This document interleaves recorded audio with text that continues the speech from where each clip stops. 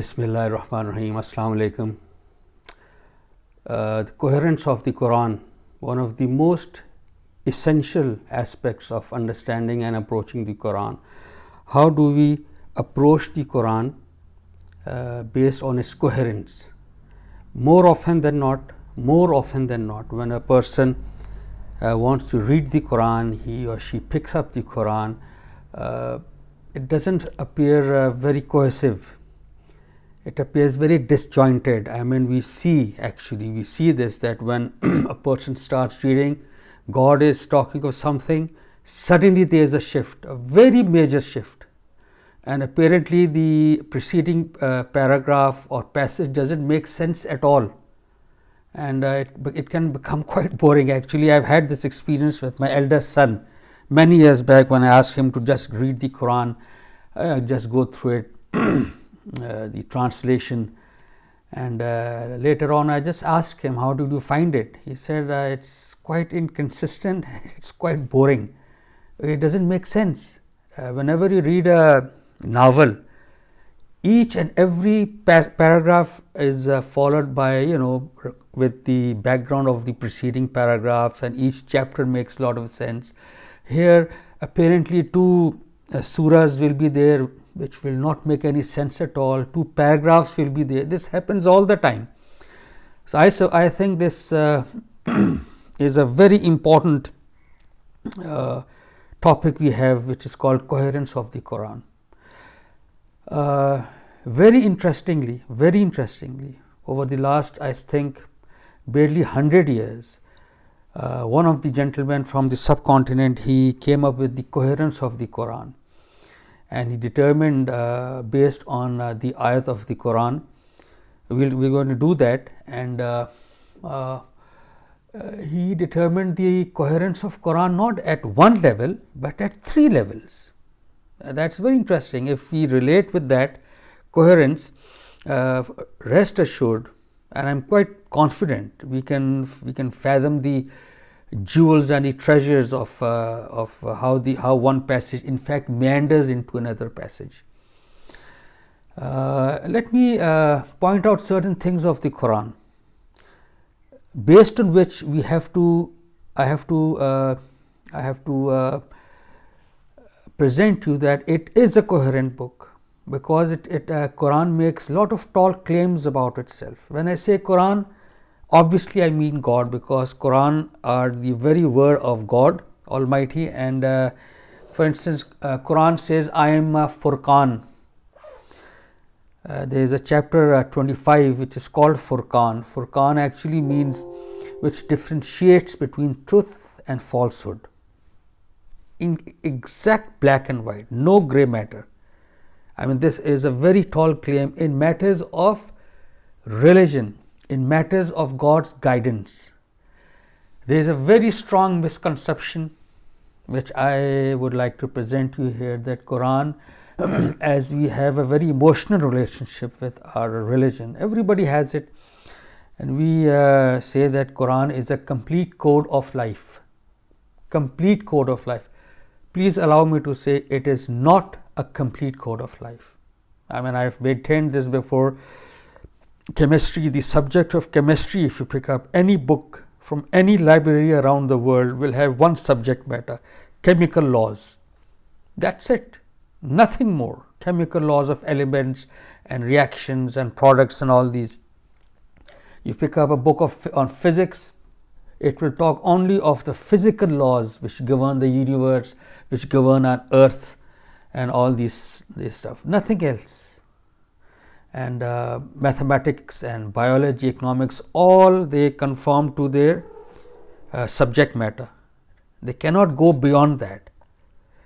That is why it's called qualification. Qualification actually means, a very interesting meaning of qualification.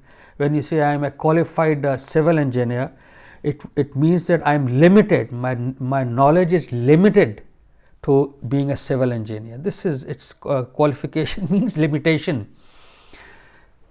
Quran also has one distinct subject matter, which is it tells us through any meaning, God through His messengers tell us that the life on planet Earth, as we are leading this beautiful, glittering life, glamorous life, and life which has so much to offer, has to end one day. It might end abruptly, it might end after a few years, after many years, but the fact of the matter remains, everybody has to die here. But the prophets come us to tell us that life doesn't end with this life. It comes to remind us that there is a life hereafter, which is based on a certain criterion. We have done that. That criterion is how morally pure we remain in our faith, in our eating, in our morality, and in our physical cleanliness. So this is where the subject matter of the Quran remains intrinsically. From wherever you pick up the Quran and you start reading, it will remind you either whatever incidents there will remind us either of the hereafter and or the criteria for our salvation there, which is purity, tazkiyah, purification and development. That's it. Because God claims that I have given you enough good sense to become a fashion designer, to become a musician, to become a dramatist, a sculptor, an engineer, a doctor, whatever you want to do, the adventurer, a politician, a poet, a writer. That is really what God has given us, this beautiful mind through which we can add these abilities that we have. Essentially what religion tells us here, or God tells us, that we need to remain a moral being in whatever we do. So when I speak of the Quran, it only speaks of a criteria which makes us a good moral being. We can forget things. We at times, for instance, we start telling lies. We do not fulfill our commitments, or we do some bad stuff also at times. So this is the beauty of the Quran, that when you hit the Quran again, you get back to the Quran, we are reminded, I was doing these things wrong, I should not be doing it. So this is what Quran is all about. So it differentiates between truth and falsehood, Furqan. And then another very interesting word is the Mizan. Mizan is a scale, tarazu, in which you can weigh falsehood and the truth. A third is Muhaimin. Very, very interesting word. Muhaimin actually means a guardian, a protector. We've done this before also, that we have these divine stuff, literature before the Quran, preceding the Quran, the Torah, the Psalms of David, the Gospel, and now after the Quran, 1400 years down the line, now we have the fiqh, we have the ahadith, etc. All of these are very, very treasured sources of information for us. These are all divine related stuff. But God in His last book, Quran, claims that my Quran is a muhaimin. It protects against all other scriptures. This is the very ultimate status of the Quran, which I've been asking you to, all of you at all times, to develop this affinity with the Quran. And last but not the least, Quran terms itself as a tazkara, which I have mentioned earlier, that it's a reminder. Reminder of what? Reminder of the life to come. Because this life, as we live, we forget that life to come, that eternal, which God says is the eternal kingdom of paradise. This is how God declares or states that my eternal kingdom of paradise will be granted to each individual who will attain that, or that purification and for the hereafter. So let's move on to the coherence of the Quran without much ado. The subject matter of the Quran, as I have just mentioned, is inzar, warning. Warning of what? Of the hereafter. Therefore, each surah has been revealed in this background. This is the starting point. Each surah, my dear, each surah has been revealed with this background, that there is a hereafter and you got to be cleansed and all that. and each of its groups has been arranged keeping it in view. The Quran is divided in seven distinct groups. The Quran, very critical information, Quran is divided into 7 distinct groups. Within each group occur pairs. I mean, there's a thing which is in our society which is called manzil, that there are 7 manzil of the Quran. These are not manzil. Two things I am going to clarify very distinctly, and I want you to remember. One, Islam is not a complete code of life. It's not. It just tells you how to remain morally good and avoid polytheistic trends. Shirk se bach kar rahe and be a good moral structure. That's it. And this other thing that I want you to remember, that Quran, the 7 manzil that our Nani or Dadi Amma tells us, that these 7 stages, that is not linked with this at all. That is something different. Manzil has got nothing to do with Quran's understanding. I will talk about that later also. This pairing of the surah, I have told you that there are 7 distinct groups, and in each group the surahs are in pairs. We'll see how. It's very interesting. This pairing of the surah is on the basis of the subject matter, and they complement each other. If there are 2 surahs together as a pair, they complement each other. If there's something mentioned in the first surah, it meanders onto the second one also. That is the beauty. We'll see this scheme with its 7 surah groups and pairing of the surah is stated by the Quran in the following words. There is a verse in the Quran, beta, in Surah Hijr, 15th surah, verse 87, where God says, O Prophet, we have bestowed upon you 7 masani, which is the great Quran. We have bestowed upon you 7 masani, which is the great Quran. What is 7 masani? 7 is 7. Masani is a very interesting thing in Arabic. Arabic is a very comprehensive language. In English and even in our language Urdu, we have singular and plural. Wahid, Jama. Singular is 1, plural is 2 and more. Correct? In Arabic, we have that Wahid and Jama, but there is an in between tasniya. Tasniya means 2, which means Wahid is 1, Jama is 3 and more, and there is that pair thing, tasniya, which is 2. That is masani.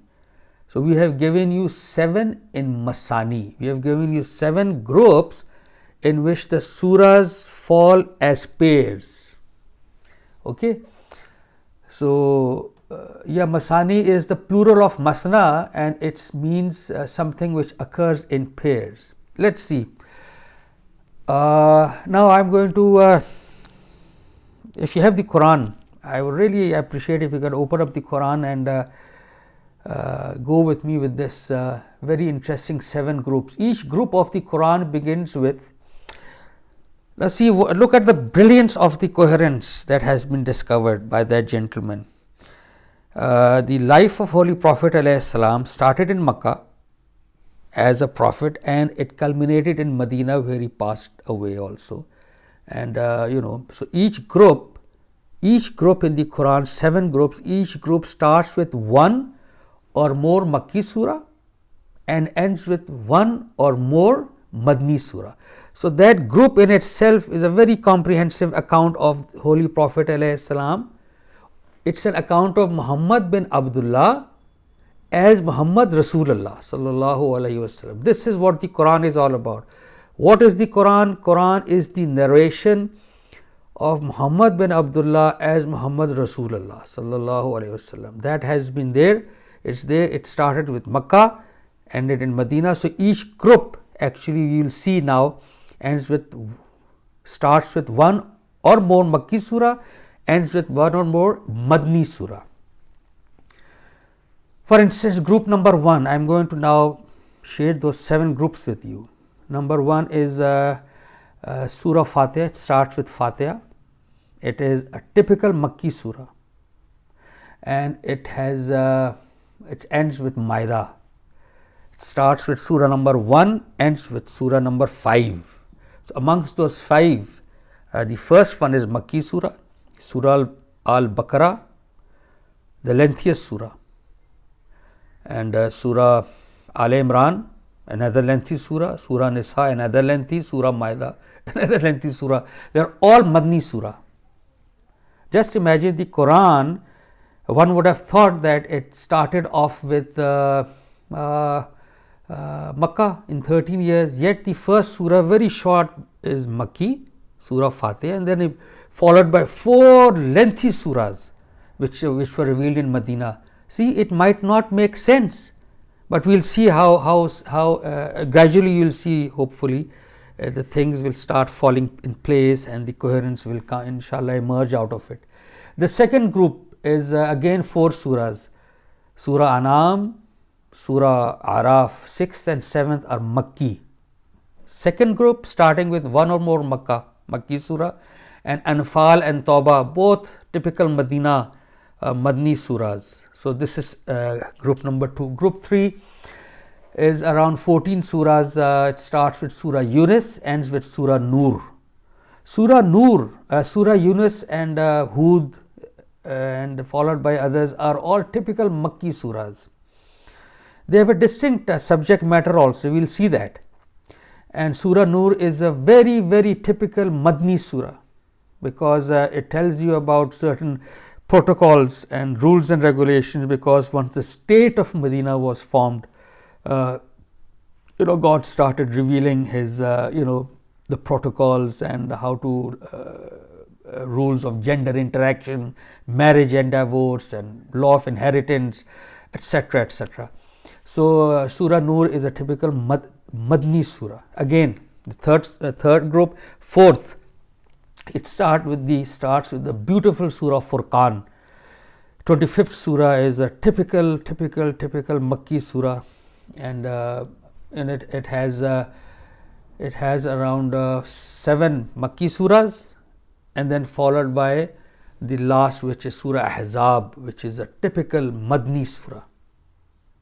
I have mentioned the names here also. In group 3, Surah Yunus is it starts at Surah number 10 and ends at Surah 23. All of them Makki, and the last one, Surah Nur 24th, is Madni. And group 4, Surah Furqan, like I was just mentioning, is Surah 25 to 32, are all Makki surahs, and it culminates with Madni in Medina, Surah Ahzab. 5th group is Surah Sabah. Around 12 surahs are onwards are from Makki, and the last 3 are Madni. Okay, just like the life of Prophet started with Makkah and ended in Medina. All these groups, the surah start with Makkah, 1 or more than 1, and ends with 1 or more Madni surahs. Similarly, surah group, surah number 50 to 66, and the last but not the least, Surah Mulk, the 7th group, 67 number to Surah Nas. This is very interesting. The last group is the last 2 surahs, Muawwazata and Surah Falak, Surah Nas, are Madni surah. There's a difference of opinion here, that some of them have written that these are Makki surahs, Surah Nas, Surah Falak and Surah Nas. But we have reasons to believe that these are Madni surahs, because the Quran effectively ends at Surah Ikhlas, the oneness of God, a purely monotheistic surah. The whole purpose of the creation of the universe and the whole creation of our purpose, remember, is to acknowledge the oneness of God. Indeed, when the Kaaba was filled with 360 idols, God sent his messenger then to the Quraysh, and in Fatah Makkah, the Holy Prophet, through divine help, cleansed the Kaaba from all these idols and restored it to that original monotheistic center which God had asked Ibrahim alayhi salam to construct in Makkah, like 4,000 years from now. So that is where Surah Ikhlas is a purely monotheistic surah, where the Quran effectively ends its message. With that, God has given us a shield, a beautiful shield in the form of Surah Falaq and Surah Nas, to protect us against the evil which are outside our body. We'll see that also now as a pair, and outside our body, Surah Nas, inside our body, where the slinking devil comes in and they puts in bad thoughts and they run away. So so I would imagine that the last two surahs of Surah Falaq, Surah Nas would be Madni surahs. So these are the 7 groups where there are surahs found in it starting from Makkah, ending in Madni, and most of them are in pairs. Okay, the theme of the first group. Now I am going to very quickly go through the themes of the 7 groups. What are the themes? How have they been able to determine those themes, those 7 groups? So let me see. The theme of the first group is to communicate. Okay, please bear in mind that Surah Al-Baqarah and Surah Al Imran are Madni surah, and we had the Jews living in Medina, in the suburbs of Medina. So what does the first group does? It communicates the truth to the Jews and Christians in a conclusive manner, to institute a new ummah in their place. Now they were the Bani Israel, children of Israel, and God deposed them and put in the Bani Ismail, the Arabs, Holy Prophet alayhi salam. The theme of the second group is to communicate the truth to the polytheists of Arabia in a conclusive manner. Second group, where we have we'll see Surah Anam and all these Surah Araf, are the ones in which God is talking to the Quraysh of Makkah.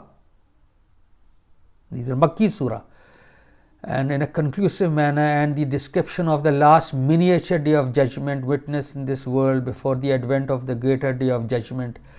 The third, fourth, fifth and sixth groups are more or less the same. The third, fourth, fifth, sixth groups, they deliver warning and glad tidings and segregation from the disbelievers. That is very important. God, through His messenger, not His prophets, not the Anbiya, the Rasul, His messenger, has to differentiate the believers from the non-believers till the last man.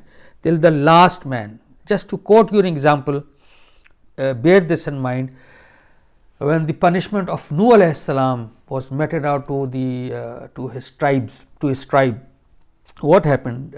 God asked him to construct a boat, and that boat started sailing off, and he saw his son. Nuh alayhi salam saw his son not sitting in the boat and remaining out. He said, "Son, board this boat today, because it's not going to leave you this water." He said, "No, my dear father, I'll climb on that top of the mountain hill." And he drowned in front of his eyes. And Nuh alayhi salam actually asked God then, that you said that your people will be saved. God said, no, he was my disbeliever. He disbelieved me. He knowingly disbelieved me. He is not amongst you. The people who believe in me and you, Nuh, are sitting in the boat.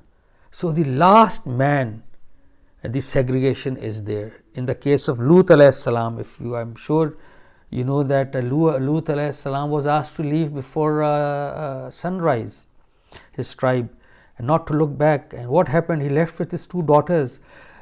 They were his daughters, yes, but more importantly to understand, they were the ones who had professed faith in Lut as the messenger of God in their father.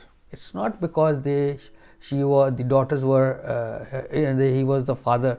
No, because Lut's wife remained behind. She was a disbeliever. So this is very important. This is a very important concept.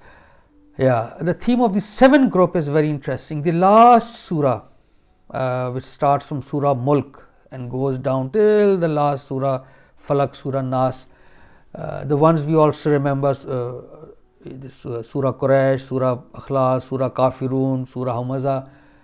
They warn the leadership of the Quraysh of the consequences of the hereafter, to communicate the truth to them in a conclusive manner, and to give glad tidings to Muhammad of the dominance of his religion in the Arab Peninsula. I am sure you know Surah Nasr, where God says that you can now see people will be entering in folds in Islam.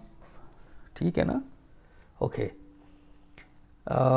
What is the coherence now? What is now this coherence all about? A deeper reading and reflection of the Quran has led some Muslim scholars to discover coherence at three levels. Surah Unity. There is a surah. For instance, if I say Surah Fatiha is one surah, so within that surah, the paragraphs or these verses meander into each other. They gel into each other. Then we have Surah Pair. For instance, I would like to present the most famous would be or easy to understand would be Surah Falak and Surah Nas. Kul a'udhu bi rabbil falak, kul a'udhu bi rabbin nas. If you look at the content matter, which we'll do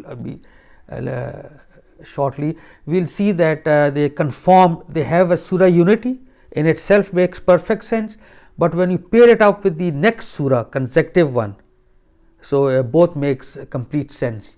And then we have the surah group, as I told you, okay, which we have just done. We have the, for instance, let me tell you one thing. A coherent passage is one that gel with each other in a clear binding link. This is a coherent passage has to gel into each other. We have the mention of the story of a prophet in the Quran, followed immediately after the mention of rainfall. It doesn't make sense that there is a rainfall, God's mentioned about some rain, and then a very extended passages of the prophets. So we'll see how does it make sense. Otherwise, this may make the reader very boring and disinterested actually. The understanding of the Quran surah entails that all surahs of the Quran revolve around their respective central themes. Very important. And more so, see, there is a great verse of the Quran actually. It says, Afala yatadabbaruna al-Qur'ana am ala qulubim bin afqaluha akfaluha. Last time I also read this wrong. Akfaluha. Do they not then reflect on the Quran? Do they not then reflect on the Quran, or are there locks upon their hearts? So God invites us and the intelligent reader to ponder the Quran, to approach the Quran with some sense of research, with some sense of deeper understanding. In most cases, these binding links are not explicitly written. One gets intellectual pleasure of digging out the hidden meanings of the Quran, a sense of achievement. Obviously, when you start reflecting, those things when start opening up, it gives you that exhilaration, a great feeling. Now, let's come up with the Surah Unity thing. See, Surah Al-Baqarah is one of the lengthiest surahs. It has got, I think, 289 or how many verses. Lots of verses. And how do you kind of keep in grip with the events? And because more often than not, God is talking of something and then he says, and they ask a question, and God just shifts and answers that question. Then he starts with his original thing, and then again he says, they ask you another question, he answers that question. It's all jumbled up. It is not. Let's see how it goes. The Surah Al-Baqarah mentioned in verses 30 to 39 from the onset, verse 30 to 39, and these 10 verses, story of angels prostrating to Adam and Iblis, the Satan refusing to do it out of arrogance. And after these 10 verses, 100 verses are Allah dedicates it to on the Bani Israel, on the children of Israel. I mean, after mentioning those small incident over 10 ayats of the creation of Adam and the questions being asked by angels, and Iblis deliberately, knowingly rejecting the truth. And then suddenly there is a shift, and God says, Ya Bani Israel, O children of Israel, and the Jews, and there is a charge sheet of over 100 verses. Why? A reader is obviously surprised and often quite disappointed to begin with on observing the sudden shift in theme. But on deeper reflection, there is a very intellectually strong, convincing link between these passages. Let me share that with you. The Almighty is inviting the children of Israel. Now, this is here the Madni Surah, and the Jews are found in Medina. They were not in Makkah, and the God Almighty is addressing the Jews of those who had their tribes adjacent to Medina, 3 tribes of Jews. So the Almighty is inviting the children of Israel, the Jews, to have faith in the Quran, following the footsteps of the angels, and not be like Iblis, the Satan, who rejected God's command out of arrogance, because the Jews were rejecting the Prophet knowingly. The critical word is knowingly. Allah says in the Quran that He claims that He tells the Prophet that these Jews, they recognize you as they recognize their own sons, but they are not believing you. And in the end, God says, it's not you who they are rejecting me. They are rejecting me, because God knows what is the matters of the heart. अब आप देखिए, the angels too questioned the wisdom. Behind God's plan of creating man. That is great. God entertains questions. Once that wisdom was clarified to them, because they were sincere and well-meaning, they submitted before God's will. Now, by implication, the Jews also had a right to seek clarifications about God's plan.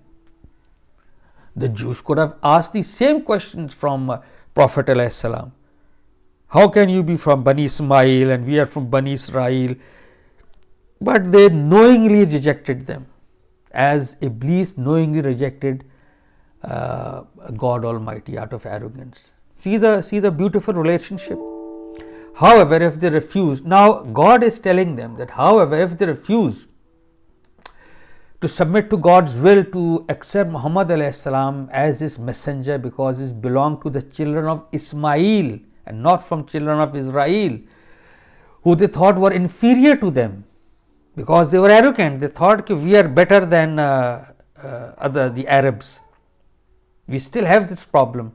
I am better in my color, I'm better in my height, I'm better in my beauty, I'm better in my English, I'm better in my good qualification, I am great, I've got powers, I've got, we have this arrogance.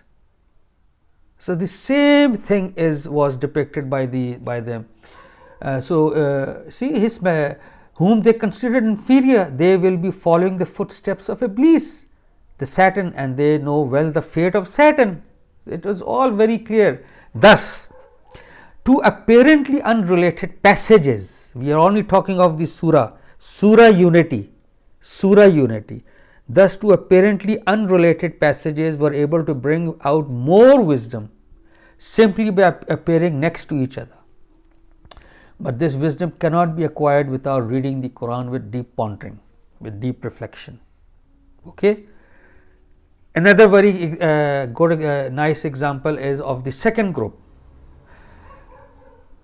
It's very interesting actually, the second group also, that we are talking of Surah Unity actually now. The two seemingly unrelated passages have been adjacently placed in the Quran. I mean, just imagine, only 2 verses, God mentions about the rain in 2 verses, and then there are over 100 verses on more or less 100 verses on the messengers that preceded Muhammad alayhi salam, and what happened with their tribe on being rejected. What is that now? The next verse begins with a very long passage which describes 6 oft repeated tales of the messengers Nuh, Hud, Saleh, Shu'aib, Lut and Musa alayhi salam. Whereas only in those 2 verses before that, God mentions the phenomena of rain, what happens, and based on that He has done that. And if you look at if you ponder over it, you will see an amazing coherence. I want to share that with you. Each story mentions the presentation of God's message made by messengers, and the sudden shift of topic is again a cause of concern. The description of phenomenon of rainfall coming before the stories of the messengers is a way of describing human responses by offering the analogy of rain causing plants to grow. See, rain, when it rains over the whole earth. It depends on the earth, on the soil, how it responds, how fertile it is. So exactly that is, we'll see, like rain enables hidden potential of the soil to come out in a form of plants. Likewise, the spiritual rainfall in the form of wahi, spiritual rainfall. Physical rainfall brings out the potential of the soil. Spiritual rainfall, which are divine revelations, wahi in Arabic, enables spiritual crops like faith and morally upright behavior to emerge. This is just brilliant. Like it depends on the quality of soil, whether good plants would emerge in response to rainfall or bad. It depends upon the inner soil, character, seriousness in seeking the truth of the individual, whether the spiritual rainfall would bring out the crop of faith and good morals or rejecting of faith and bad morals. It really depends on us. Are we interested in knowing the truth? Have my heart testified that this is the truth? Yet I am spurning it, rejecting it out of arrogance, out of prejudice, about just being disinterested about God, and they don't have time for these boring things supposedly.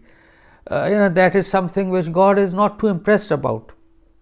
And so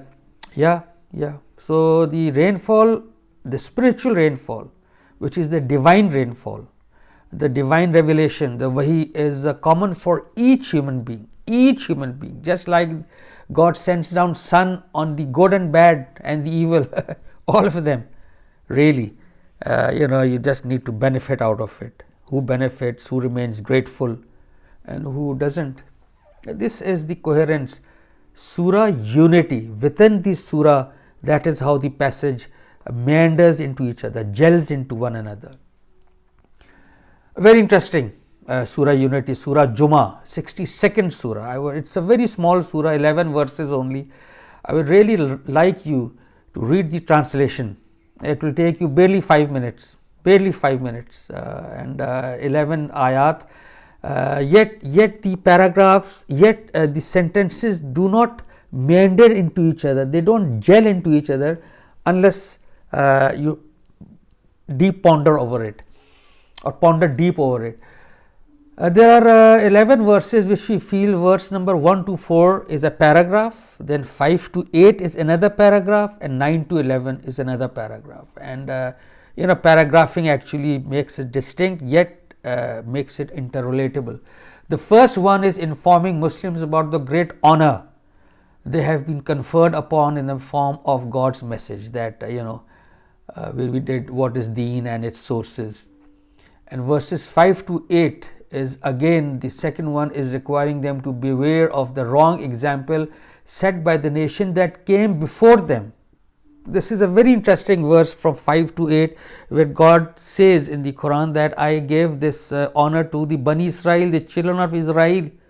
But God puts a very good example. He says that it is as if I put these scriptures on the back of a donkey. I mean, they did nothing. They did not fulfill the rights of that scripture. It was as if I put it on the back of a donkey. These are the words there. But again, in the last paragraph, and the third is asking Muslims to start the process of giving God's message its due significance. And don't become like that donkey where you just put it on back of you don't know what you are carrying. Just imagine. And an important part of the divine law which was ignored by the earlier nation. And this is exactly what I would like to present you chapter 25 verse 30, where the Prophet ﷺ is going to say in the hereafter. He is going to put a case against us. God forbid, when he says that, oh Lord, these are the people who put this Quran on in their backside here. They didn't give it due significance. This is the coherence. Now I am coming to the next level. Surah Pair. Surah Pair. We are going to do some pairs now. The Quran has 54 pairs of surahs. Okay, there are 114 surahs.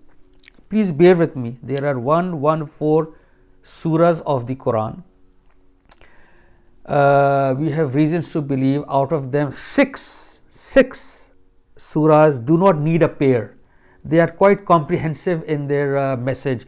Like the opening one, Surah Fatiha, it doesn't need a pair. Surah Nur, I think, doesn't need a pair.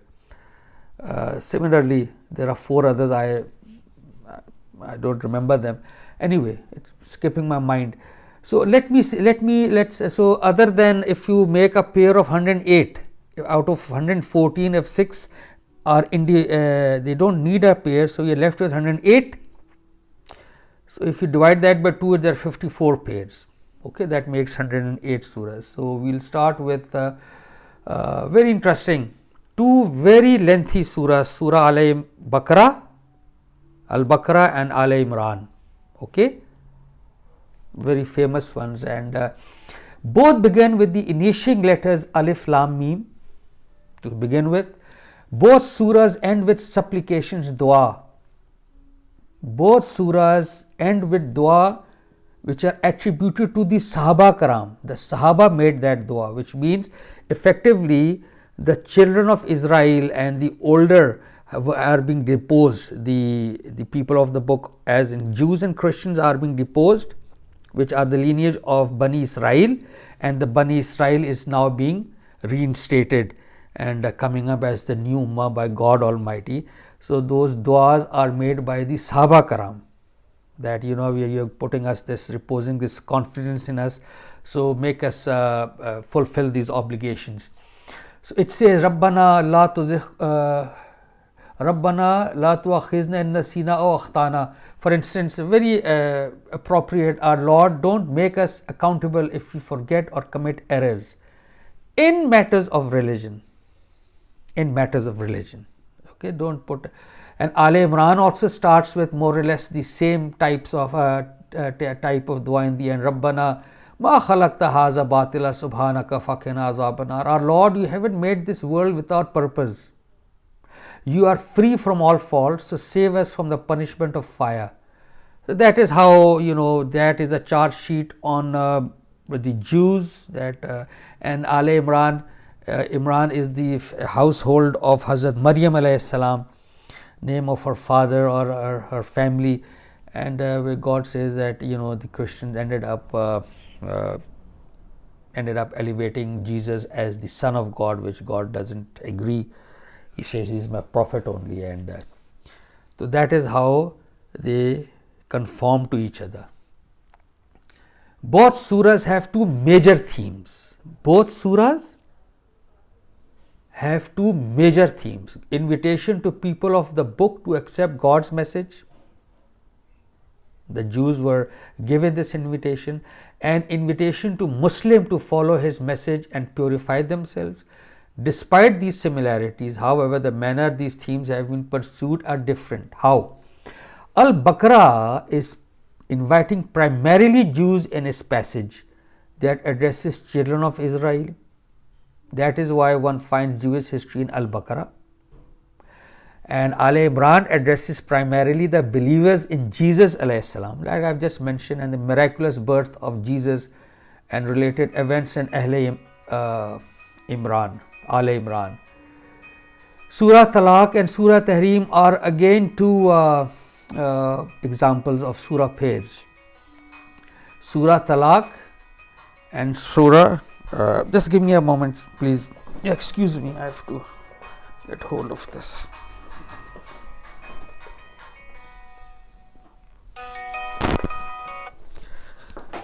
Sorry for the interruption. Okay, sorry. So I'm going to share another pair with you, surah pair, which is surah 65 and 66. 65 is surah Talaq, divorce related matters. Surah Tahrim is where the Prophet ﷺ exudes some love for his wives. 66, the example of surah pair, the reasons for their partners are different. The central idea of both surahs seen together seems to be that God wants believers to behave in a balanced way. In a balanced way, both in situations of love and anger. There is matter of divorce, there is some anger there. Matters of tahrim, love, there is anger there. There is some love there. So neither love nor anger should be taken too far, or else it causes spiritual, moral ailments. This is very interesting. Wherever God mentions something about divorce, the verses on divorce, he ends up by saying, fear Allah, fear God, remain within the boundaries of God. Do not disturb your spouse unnecessarily, even if you want to divorce him or her, whatever. So, you know, it remains us, it wants us to remain moral human beings. Remember the purpose of life. God has granted this passage where if you cannot live together, you can go separate ways, you can have a divorce, but that divorce should not be acrimoniously done. It should be done amicably, fearing God Almighty. Because God wants us to see a moral being. See, so it is your decision, you want to live or not live together, but God, religion looks at you from a morality point of view. Like I said, the purpose of religion is to keep ourselves pure in all matters. Surah Tahrim, on the other hand, is talking about a situation wherein love of a family member reaches a point where God limits can be threatened, where Holy Prophet ﷺ made something prohibited on himself, on the an edible prohibited on himself on the saying of his wife. You just have to look at the opening sentence of that chapter 66. You'll see that, and God admonished him, or Muhammad alayhi salam, how can you do something, prohibit something which I haven't made prohibited on you? So in both matters of love and in matter of divorce, you have to keep yourself within the precincts of God Almighty. This is the beauty of that pair of both surahs, conforming into each other. One surah is defining the limits in a state of unpleasantness and anger, and the other is doing it in a situation of sympathy and love. In both cases, you have to remain within the precincts, within the boundaries set by God Almighty, which is called taqwa. Knowing your limits, being cognizant, aware of our limits as laid down by God Almighty. The third pair, very interesting, the last but not the least, the third pair, surah pair is Surah Falaq, Surah Nas. Their being in pair is so obvious that a common name has been proposed for them. See, it starts with Kul A'udhu bi Rabbil Falaq, Kul A'udhu bi Rabbin Nas. So together they are called Mu'awwazatan, the two through which we seek refuge from God Almighty, from the evils. So see the Surah Falaq. What is happening in Surah Falaq, beta? You must read, you must know the translation of these surahs. Surah Falaq has the evils which are outside our body, the ones, the darkness when it spreads, and if there's some evil in it, or there's somebody who is jealous and exuding jealousy against us, or doing some magic against us, for instance. So this is something which threatens us from outside.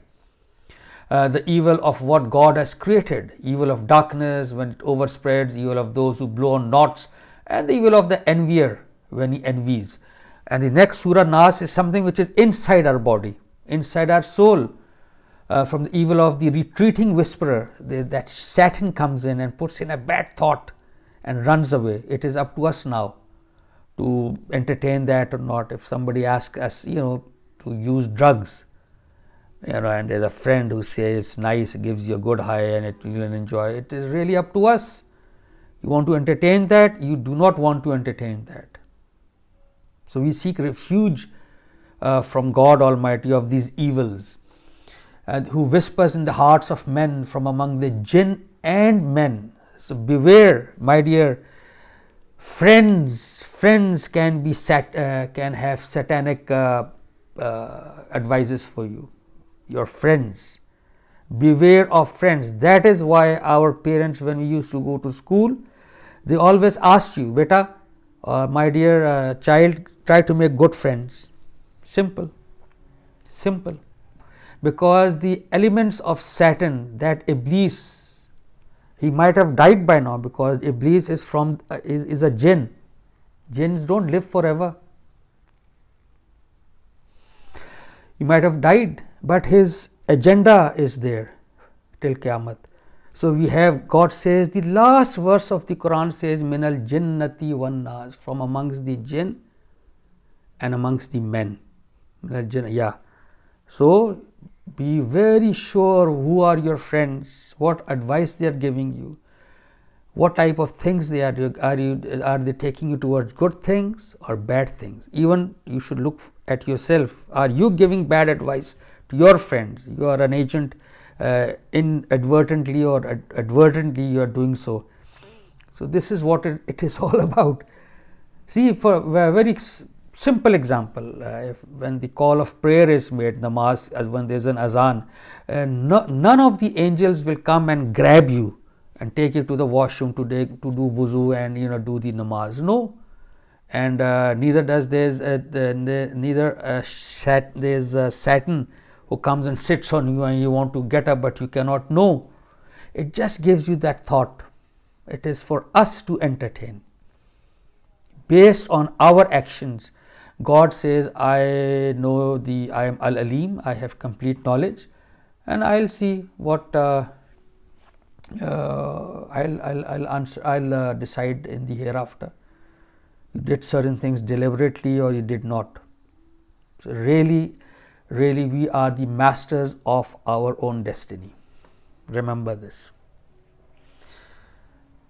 If you allow me, so this Surah Falaq, look at the translation of Surah Falaq. Bismillah ar-Rahman ar-Rahim. Say, I seek refuge with the Lord of the rising day from the evil of all that He created, from the evil of night's darkness when it spreads around, from the evil of the women who blow on knots, and from the evil of the envier when he envies. And look how this is Surah Unity, makes perfect sense. But when you pair it up with Surah Nas says, Bismillah ar-Rahman ar-Rahim, say, I seek refuge with the Lord of mankind, the King of mankind, the true God of mankind, from the mischief of the whispering, elusive prompter who returns again and again. Do this bad thing, use some drugs, taste some alcohol, etc., etc. Who whispers in the hearts of people, whether he be from jinn or humans. Has a pair, perfect sense. This is the coherence of the Quran. Okay, last but not the least is the group. The Quran is a coherent book.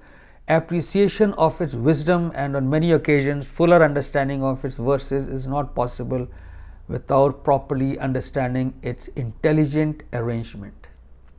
Amongst the 7 groups that I have shared with you earlier, 7 groups, I hope you remember, I am going to talk a bit on the second group, which comprises of 4 surahs.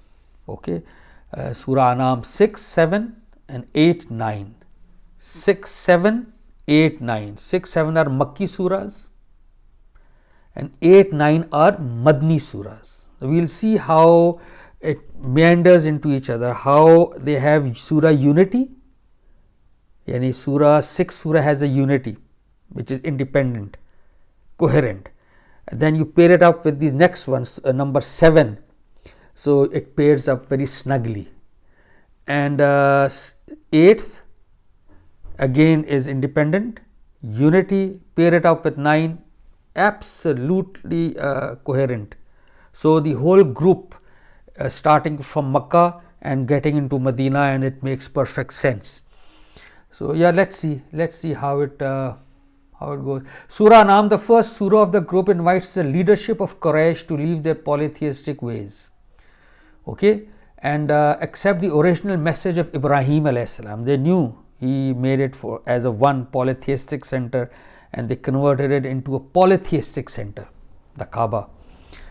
So they were told that if you so the surah mentions Ibrahim alayhi salam on several occasions. Surah An'am has a lot of mention of Ibrahim alayhi salam. Yeah, so he was free from all hints of shirk. And yeah, Surah Araf. What does Surah Araf does? The second one, the partner surah of An'am, which is Araf, is warning the direct addresses of the message of Prophet Muhammad alayhi salam. It is warning the direct addressees. Who are the direct addressees?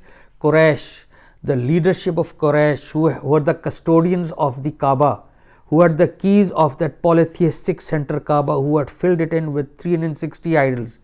God spoke through the messenger Muhammad, who was the clansman of those tribes, of the tribal leaders.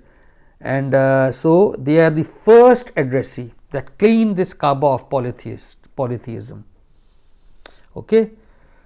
So if they persist with their attitude of rejecting God's message, this is the warning. They will meet with this punishment in this very life. They will be rejected. If they reject here, they will be killed here. They will be eliminated before they are taken to face punishment of the next life. Yeah. The surah mentions from verse 59 to verse 171, over 120 ayats, the story of 6 messengers. Which were Nuh, Hud, Saleh, Lut, Shuaib and Musa alayhi salam.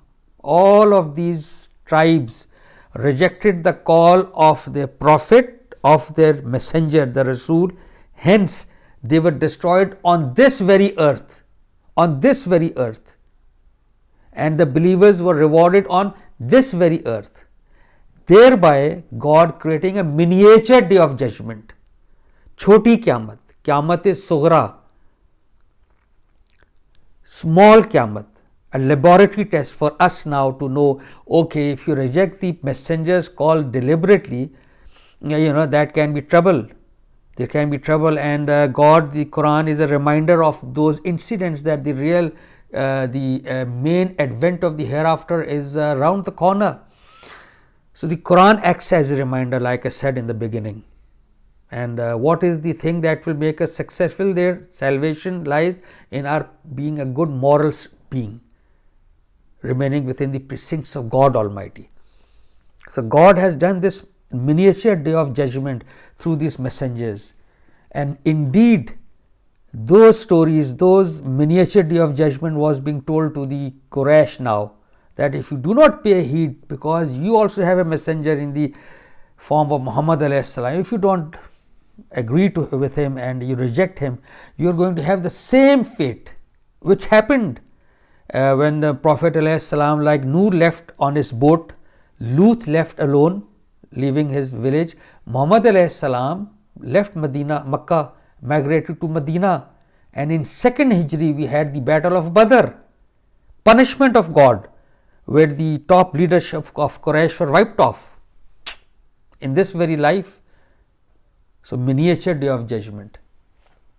Each story mentions the same theme. The nations that rejected messages of the messengers were punished by God in this very life.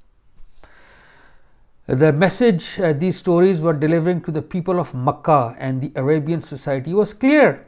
What was that message? If they are going to likewise reject the messenger who has come to deliver God's message to them, they too are going to meet with the same fate, which happened.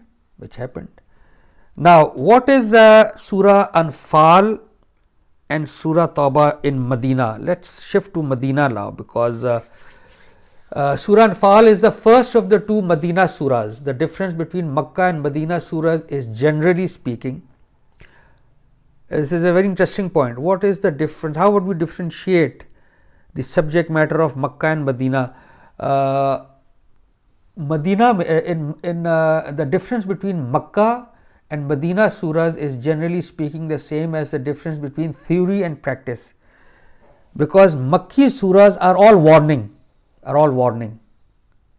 The hereafter, one God, you will be gone into hellfire or Jannat, and God's pleasure, God's wrath, and all the account of the previous messengers, all theoretical, historical accounts.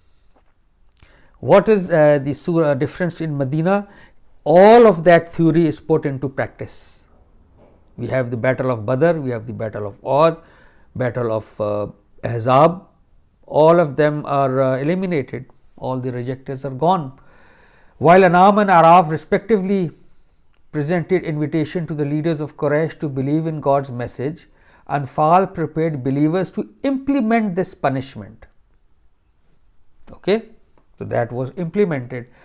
And Surah Tawbah is out of the 114 surahs, beta, I am sure you know, the only surah that does not start with tasmiyah, which is Bismillahir Rahmanir Rahim, is Surah Azab, Surah Tawbah, because that is a surah of punishment. All of the surahs of the Quran, barring Surah Tawbah, starts with Bismillahir Rahmanir Rahim, in the name of Allah, the most compassionate, the most merciful. Not Surah Tawbah. Surah Tawbah is a punishment of God Almighty for the ones who knowingly rejected the call of messenger to the extent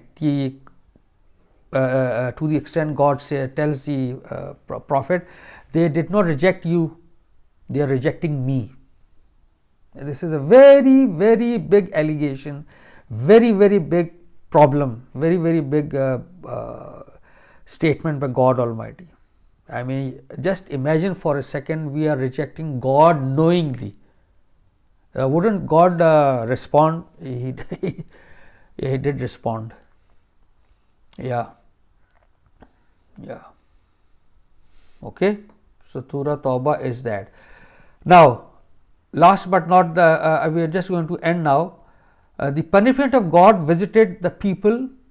The punishment of God visited the people who rejected God's messenger in accordance with the category it belonged to: the polytheists, the mushrikeen, the people of the book, and the hypocrites in Medina. All of them were given different types of punishments, because all of them, remember, look at me, all of them rejected the call of the messenger knowingly. The word to remember, beta, is knowingly. Jante bujhte.